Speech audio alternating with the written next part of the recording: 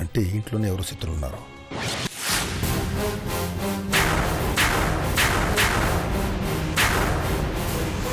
డబ్బు కోసం గడ్డి తింటాడంటే ఏ గడ్డైనా తింటాడనేగా. మొగుడు తప్పు చేశాడంటే ఆ తప్పు మొగుడిని దారిలో పెట్టుకోలేని పెళ్ళ ఉంది.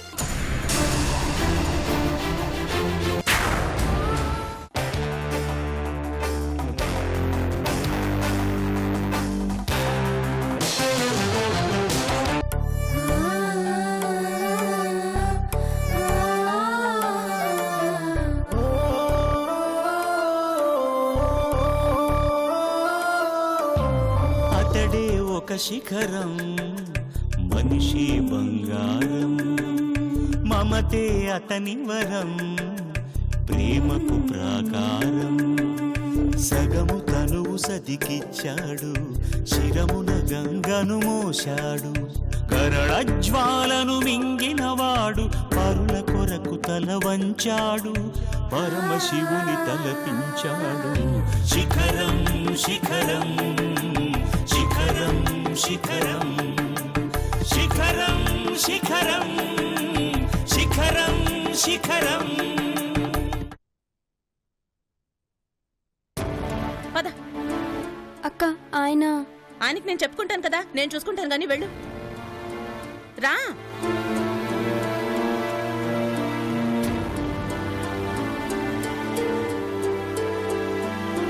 అమ్మా అనసూయ, అనసూయ, అనసూయ.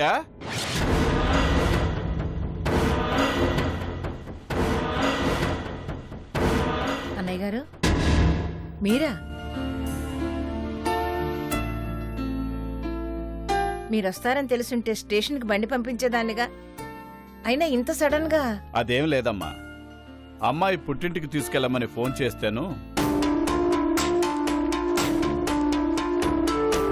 ఎలాగో అనసూయని పురిటికి తీసుకెళ్లే అదృష్టం ఆ దేవుడు మాకివ్వలేదు. కనీసం గౌతమి వల్లైనా ఆ కోరిక తీరుతున్నందుకు మాకు చాలా ఆనందంగా ఉందమ్మా.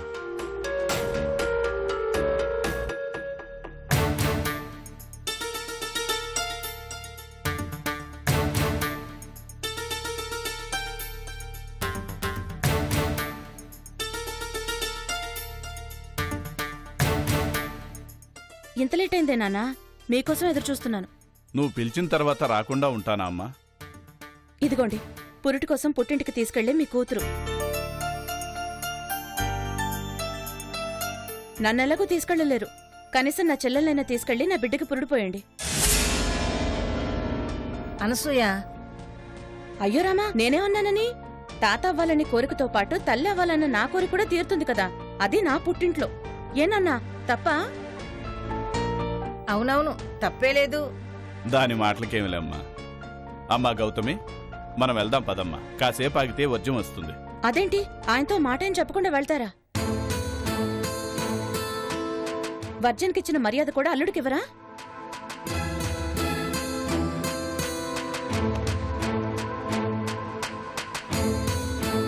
అమ్మా అనసూయ, వెళ్దాం గాని ముందు నువ్వు మాట్లాడటం మానే. అన్నయ్య గారు, ముందు మీరు కూర్చోండి. వరుదిని, బాబాయ్కి మంచినీళ్ళు తీసుకొచ్చి అమ్మా. అలాగే అత్తయ్య.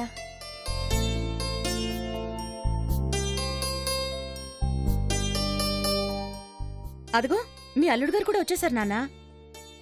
ఎలా ఉన్నారు బాబు? నేను బాగానే ఉన్నా అమ్మాయి గారు, కూర్చోండి. ఏం మావయ్య గారు ఇలా వచ్చారు? నేనే రమ్మన్నానండి. అదే గౌతమిని పురిటికి మా ఇంటికి తీసుకెళ్దామని. ఎందుకు? ఎందుకంటారంటే ఈ ఇంట్లో ఇప్పటివరకు ఏం జరిగిందో మర్చిపోయారా?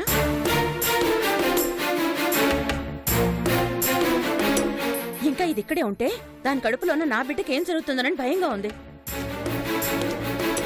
అందుకే మా ఇంటికి తీసుకెళ్దాం అనుకుంటున్నాను. ఇకపై ఇంట్లో ఏమనుకోవాలన్నా నేనే అనుకోవాలి. నా అనుమతి లేకుండా మీలో ఏ ఆలోచన కలగడానికి వీల్లేదు.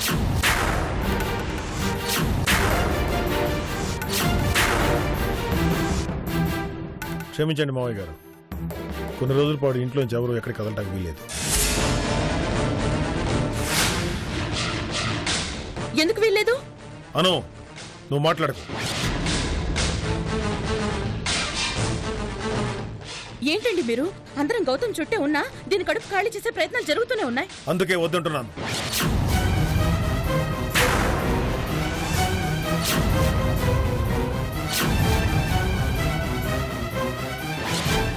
ఇంట్లో నుంచి ఎవరు కదలడానికి వీల్లేదు. ఎవరు ఏం చేస్తున్నారో ఎందుకు చేస్తున్నారో అది తెలుసుకోవడానికే నా ప్రయత్నం.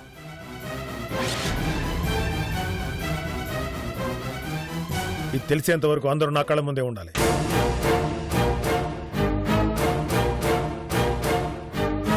గౌతమి, నువ్వు లోపలికి.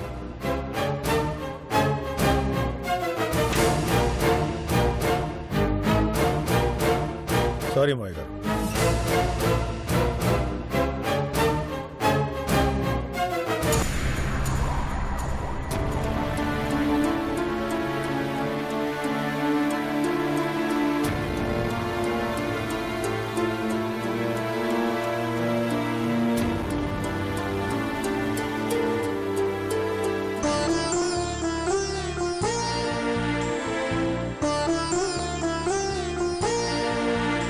అన్నయ్య గారు, ప్రయాణం చేసి వచ్చారు కదా, కాసేపు రెస్ట్ తీసుకుని భోంచేసి వెళ్ళండి.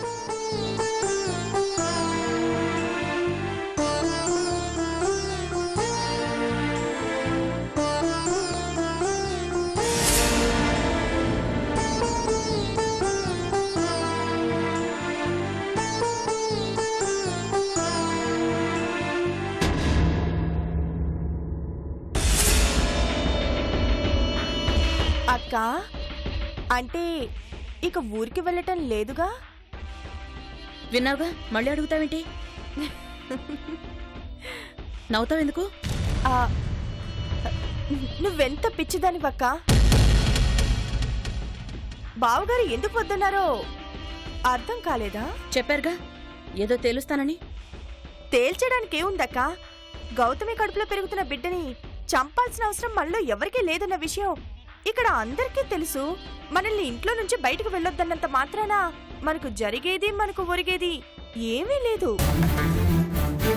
బావగారికి గౌతమిని పంపించడం ఇష్టం లేనట్టుందక్క. అంటే నా ఉద్దేశం కడుపుతో ఉంది కదా. ఇలాంటి సమయంలో కడుపులో బిడ్డతో పాటు కానీ తల్లి మీద కూడా ప్రేమ పెరుగుతుంది కదా, అందుకే వద్దనుంటారు. సరేలే అక్క, నేను వెళ్ళి బాబాయ్ గారికి కాఫీ ఇచ్చేసి వస్తాను.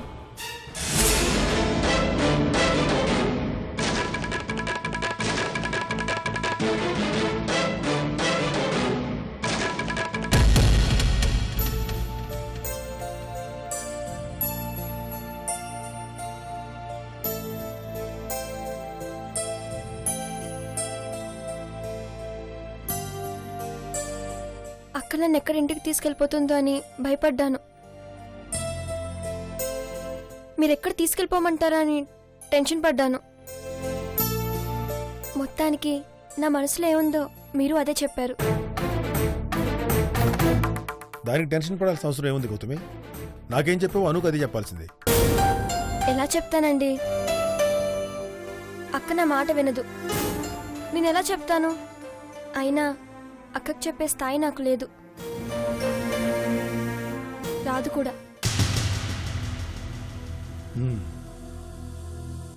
అవును, అనుతో వెళ్ళడానికి నీకు ఇబ్బంది ఏంటి?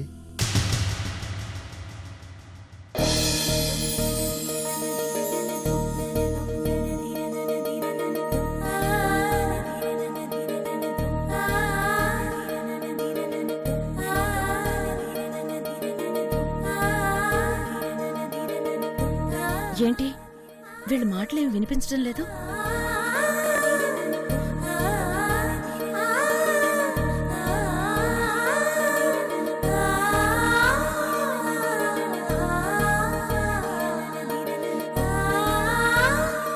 ఏంటి గౌతమి, అడిగిన దానికి సమాధానం చెప్పకుండా అలా కళలో చూస్తావేంటి? మీ కళ్ళల్లో నేను కనిపిస్తున్నాను చూసారా? అక్కడికి వెళ్తే కనిపించానుగా. ఏంటి గౌతమి? నిజమండి, మీ కళ్ళల్లో ఇలా కనిపించే అదృష్టం నాకెక్కువ రోజులు లేదుగా.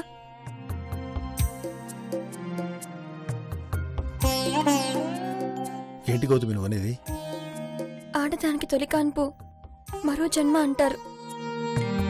ఒక ప్రాణం పోయడానికి ఎంత అవకాశం ఉందో ప్రాణం పోవడానికి కూడా అంతే అవకాశం ఉంది.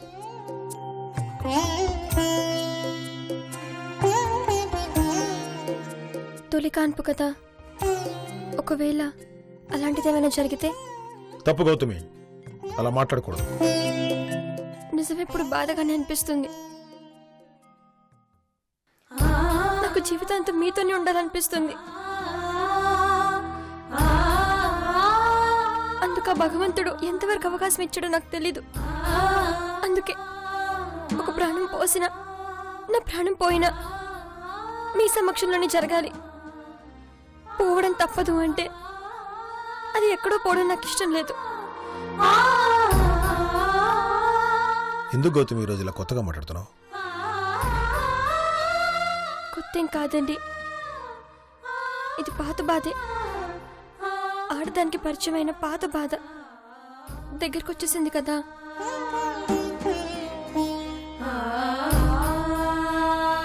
అదే తల్లినయ్యాను కదా, మహా అయితే 5-6 నెలలుంటాను. అదే ఉంటుంది. నీకేం కాదు గౌతమి. మాట మన చేతిలో ఉంటుంది, రాత ఆ దేవుడి చేతిలో ఉంటుంది. మాట మారచ్చు, రాత మారదు. నా రాత ఎలా ఉందో. తొలి కాన్పుకి ఆడవాళ్ళు భయపడతారని తెలుసు, కానీ ఇంతగా భయపడతారని తెలీదు. గౌతమి, నేనున్నాను. నువ్వు భయపడినట్లు ఏమీ జరగదు.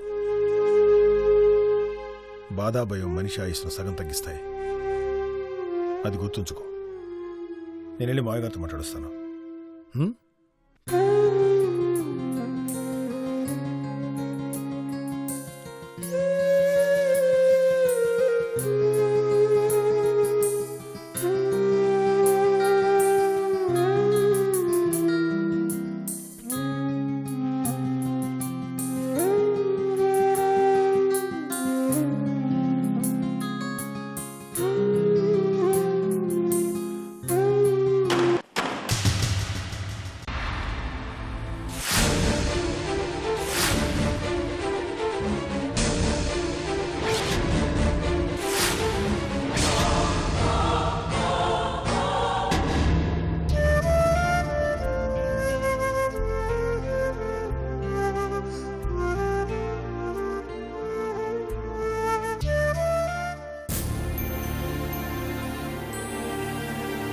కూర్చోండి మాయగారు. ఏంటి బాబు? అత్తమ్మ గారికి ఎలా ఉంది మాయగారు? నా ప్రయత్నం నేను చేస్తూనే ఉన్నాను బాబు. అన్నీ నేనే చేస్తుంటే నాకేమీ చేయలేకపోతున్నాననే బాధ మీ అత్తని త్వరగా కోలుకోనివ్వడం లేదు. భార్య కదల్లేని స్థితిలో ఉందంటే భర్త సగం గుండె పని చేయనట్లే. ప్రస్తుతం నా పరిస్థితి అదే. కోలుకుంటారులే మాయగారు. ఆ నమ్మకం ఉంది బాబు. కానీ అప్పటి వరకు మీ అత్తయ్యను అలా చూడలేకపోతున్నాను. పాప ఎలా ఉంది మాయగారు? దానికేం బాబు, చిచ్చర పిడుగు. దాని అల్లరే మా కాలక్షేపం. ఈ ఇల్లు నాది అన్నట్టు ఇల్లంతా తిరిగేస్తుంది. చుట్టుపక్కల పిల్లలందరూ కూడా అప్పుడే స్నేహితులైపోయారు. మిమ్మల్ని ఇబ్బంది పెట్టలేదు కదా? ఇబ్బందా? ఇంత బాధలో కూడా మాకు కాస్త ఆనందం ఉందంటే పాప వల్లే. నేను ఇంట్లో లేకపోతే మీ అత్తయ్య గారి దగ్గర కూర్చొని కబుర్లు చెప్తుంది. నేను ఇంటికి వెళ్ళగానే వచ్చి నా దగ్గర కూర్చుంటుంది. ఎవరి పాపో గాని చాలా హుషారైంది, తొందరగా కలిసిపోతుంది. మాకైతే మనవరాలు నట్టింట్లో తిరుగుతున్నట్టుగా ఉంది. పాపని మా దగ్గర వదిలిపెట్టి చాలా మంచి పని చేసావు బాబు.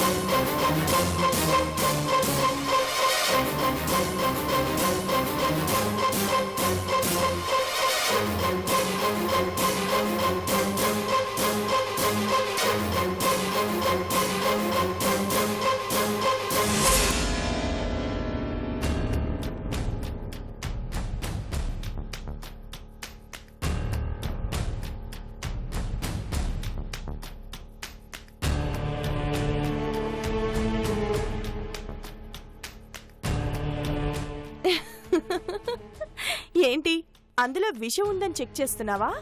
విషమే అయితే నువ్వు పోవు, నా మాంగళ్యం తెగిపోదు. నిన్నెవరు నమ్మారు? నీ నుంచి మా వాళ్ళని కాపాడుకోవడానికి నా ప్రాణం పోయినా పర్వాలేదు. గబుక్కున అంత త్యాగం చెయ్యొద్దు. ఆట మధ్యలోనే ఆగిపోదు. అయినా నువ్వు నా క్యారెక్టర్ని బాగానే స్టడీ చేశావు. కాఫీ పొడిని కూడా అనుమానించావంటే నేను నీకు బాగా అర్థమయ్యాను. నిన్ను చంపాలనుకుంటే కాఫీ పొడి కలిపేదాన్ని కాదు, గన్నేరు కాయల పొడి కలపొచ్చు, జిల్లేడు కాయలు కలపొచ్చు. ఇలా ప్రకృతి చాలా మార్గాలిచ్చింది.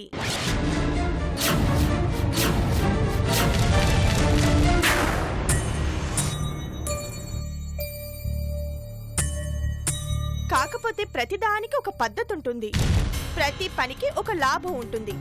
అప్పుడే ఈ వరుధిని పనిచేస్తుంది. అసలు నీకేం పని ఇక్కడ? ఈ పనులని మా వదిన చేస్తుందిగా. మీ వదిన చేత్తో ఇస్తే విషమైన అమృతంలా తాగేస్తారు, నేనిస్తే మాత్రం అమృతాన్ని కూడా విషంలాగే ఫీల్ అవుతారు. నా క్యారెక్టర్ డిజైనింగ్ అలాంటిది కదా. అవును, పొడి చూసావు, నీ ఎదురుగానే డబ్బాలోంచి వేస్తున్న చక్కెర చూసావు.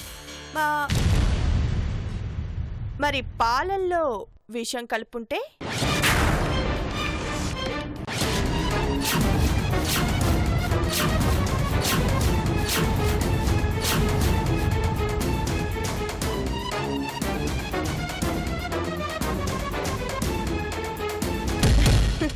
భయపడకు, ఈ పూటకి ఈ కాఫీలో విషం కలిపే ప్రోగ్రాం లేదులే.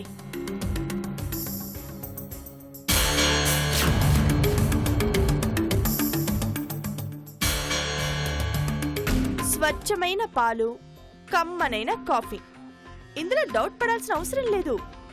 ఈ రోజుకి నాకెవ్వరిని చంపే ఐడియా లేదు, అందుకే విషం కలపలేదు. చంపాలనిపించినప్పుడు ఈ ఇంట్లో ఎవ్వరిని వదలను.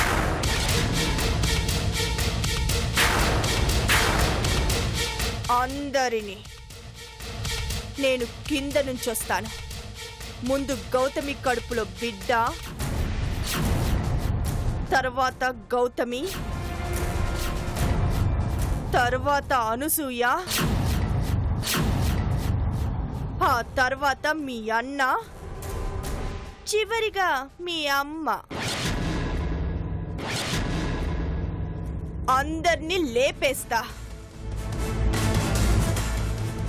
వాళ్ళందరికీ కొరివి పెట్టడానికి నిన్నుంచి ఆ చితి మంటల సెగ కాచుకుని ఫైనల్ గా నిన్ను లేపేస్తా. అప్పటికి నిన్ను వదలనులే, నీకు తోడుగా నేను వస్తా.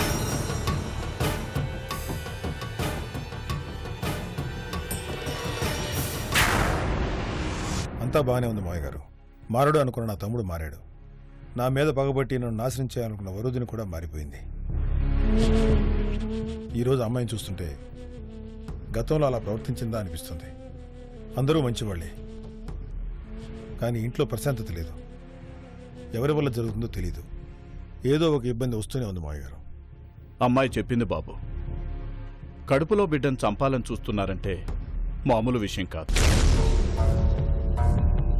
ఇంతమంది మధ్యలో నుంచి మృత్యువు దోబూచులాడుతుందంటే ఎవరై ఉంటారు?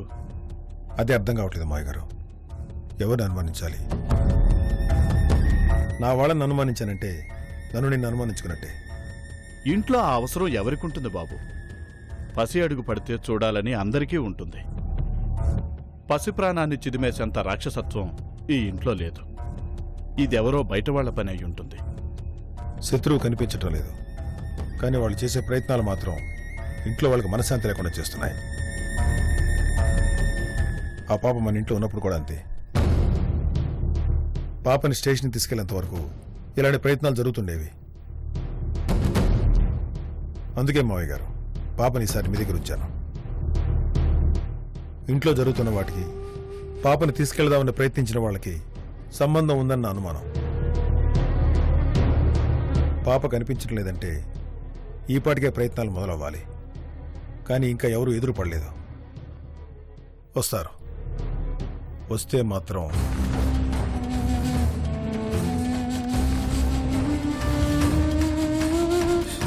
వద్దు వరుదిని, వద్దు. నువ్వు ఏ పని చేయొద్దు. నువ్వు ఏం చేసినా, ఏం ముట్టుకున్నా, చివరికి గట్టిగా గాలి పీల్చుకున్నా నాకు భయం వేస్తుంది. దయచేసి నువ్వు ఇంట్లో ఏం పని చేయొద్దు. నీ పనులు కూడా నేనే చేస్తాను. ఏంటి, నా పనులు కూడా నువ్వే చేస్తావా? కుదరదేమో కదా. నా పనులన్నీ భయపెట్టేలా ఉంటాయి, నీకేమో భయం ఎక్కువ. నేను చంపాలనుకుంటున్నాను, నువ్వు చంపుతావా? ఈ ఇంట్లో జరిగే ప్రతి సంఘటనకి కారణం నేనే. గౌతమికొచ్చే ఫోన్ కాల్స్ నావే.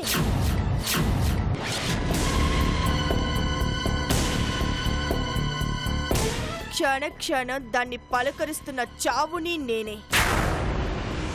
అన్నంలో విషం కలిపింది నేనే, జ్యూస్లో విషం కలిపింది నేనే. అన్నీ నేనే, అన్నీ నేనే.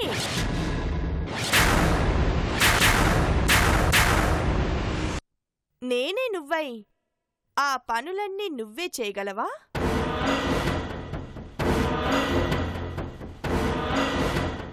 పని చేసే స్థాయిలో నేనున్నాను, చూసే స్థాయిలో నువ్వున్నావు. ఒదిగిపోవాల్సిందే కానీ ఎదిగొచ్చే పరిస్థితి నీకు రాదు, రానివ్వను.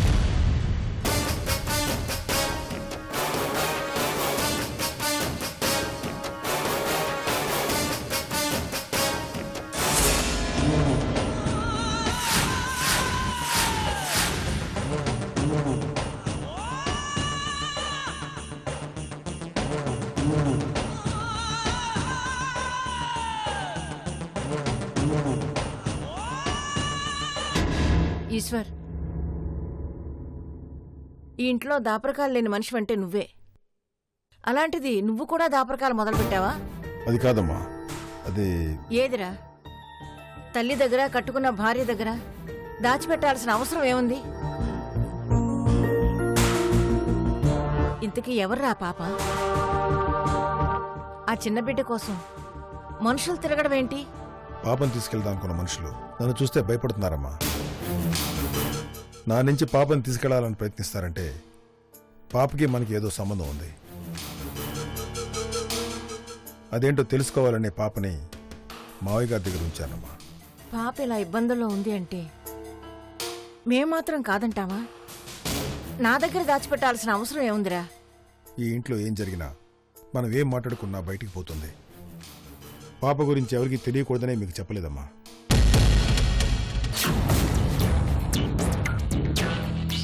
అల్లుడి గారి ఆలోచనలో అర్థం ఉందమ్మా.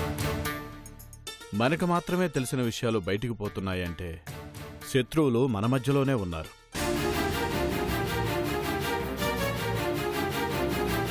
వాళ్లను బయటికి రప్పించడానికే అల్లుడి గారు పాప నా దగ్గర దాచిపెట్టారు.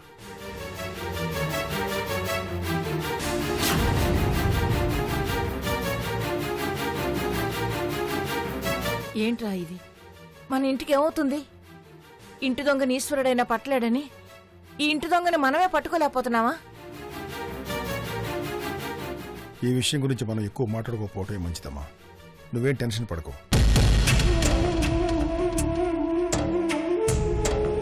త్వరలోనే అన్ని విషయాలు నేను తెలుస్తాను. మావయ్య గారు, మీరు రెస్ట్ తీసుకోండి. అలాగే బాబు. బావగారు, నాకొద్దమ్మా, మావయ్య గారికి.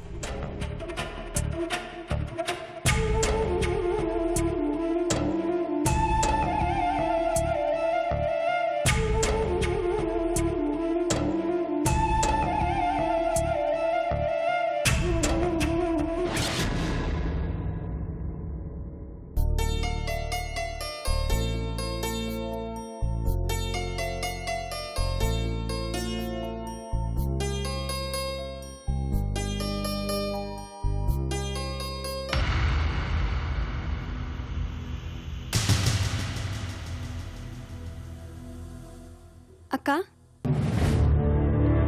లోపల రా అక్క.